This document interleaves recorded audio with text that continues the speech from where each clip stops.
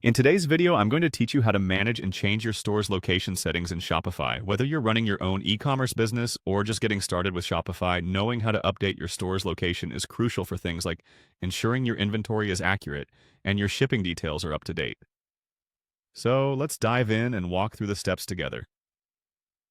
First things first, you'll want to open your web browser and navigate to the Shopify admin page. If you haven't already logged in, go ahead and enter your credentials.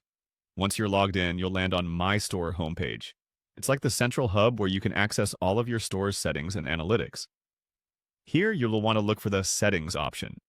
It's usually located in the bottom left corner of your admin page. A lot of the more advanced customization options in Shopify are tucked away in here, so it's a useful area to get familiar with. Next, once you've clicked on Settings, you'll be brought to a new page that reveals a multitude of options for configuring various parts of your store. For managing your store's location settings, we'll want to focus on Locations, so go ahead and click on that.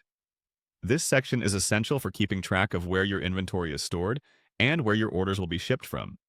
It's especially handy if you manage stock in more than one place. Continuing on, find your default location in the list that appears. This is usually where most of your products are shipped from and where your stock is kept. Click on your current default location to open the detailed settings for that specific location. It's important to ensure this setting is accurate, as it impacts how your shipping rates are calculated and how inventory levels are tracked. Once you're in the location details, you'll see an option labeled Change for situations where you need to update or switch to another location.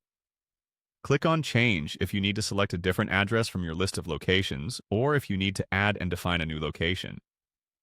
While this might seem straightforward, taking the time to carefully input and double-check each address ensures that your shipping and inventory processes run smoothly. Once you've made your changes, remember to save your settings. It's always a good practice to review everything you've updated to make sure the changes are exactly as you intended. That's it!